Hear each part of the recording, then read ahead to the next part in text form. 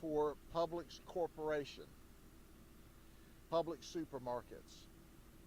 Friday morning at about 2 a.m., Sean Runyon got mad as a result of a problem with his supervisor, and he punched his supervisor and fled from the workplace.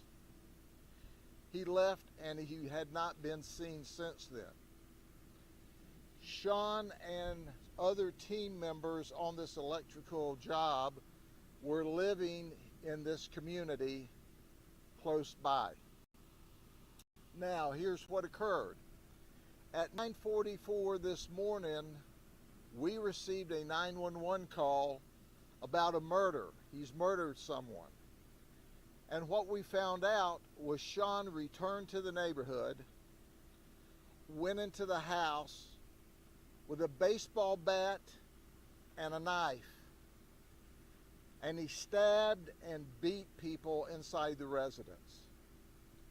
There were 7 people living in the residence. There were 7 victims. One victim was beaten to death in his bed while he slept. Another victim was beaten significantly.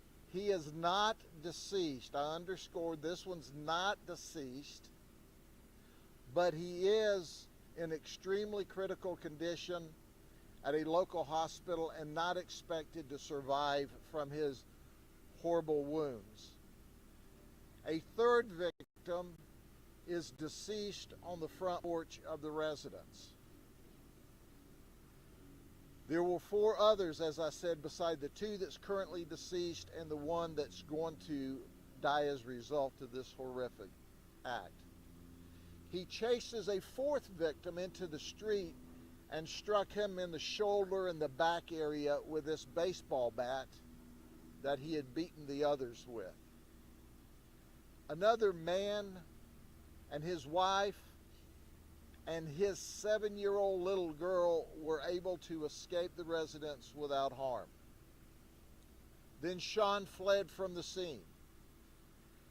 We had a manhunt, an intensive manhunt with dozens and dozens of deputies, our canine, our aviation, our drone teams, because we saw where he fled from the area through a blood trail.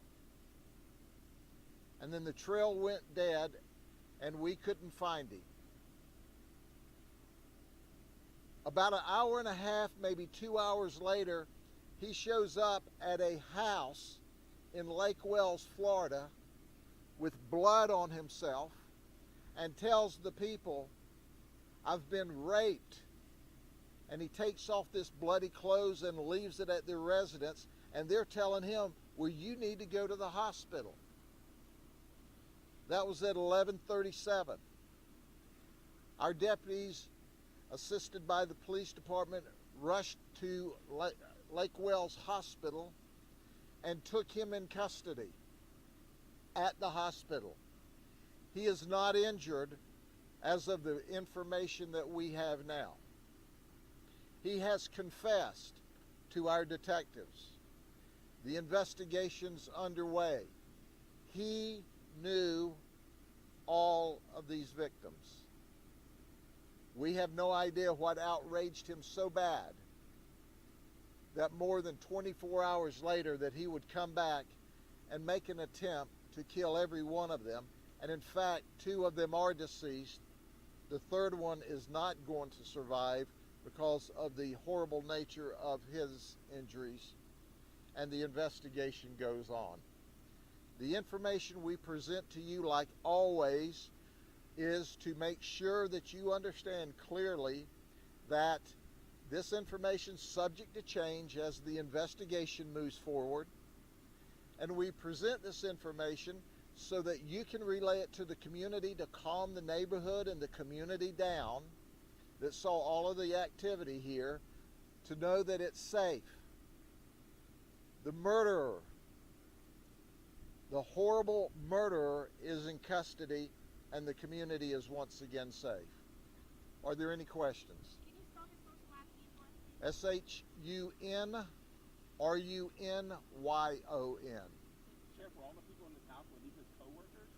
These, at this point, my understanding is these were his co-workers and or the co-workers' families. And they were all living and staying in this one home? They were all staying in this. This is a multi-bedroom home, and the electric company was renting it to house them while they were working at Publix Corporation over at Lakeland. And one of the people, was it the supervisor that was living here? You punched. The supervisor was living here. The supervisor is one of the people involved. Where are the 4 others? You said there were 7 in total. They're still here. No danger to the public or anything? No danger to the public, and that's why it's important to communicate with you quickly, especially when you see the police presence, the law enforcement, the sheriff's deputies that were here. This panics the community, as we understand, and it's very important for them to be able to calm down and know that the emergency is over. My deputies have arrested the person that's responsible for this multiple murder. Sheriff, any idea what he was so upset about?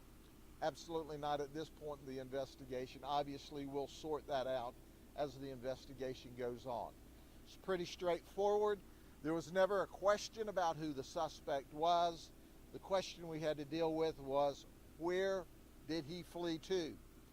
It was the understanding of the boss in Pennsylvania that he was going back to Pennsylvania yesterday.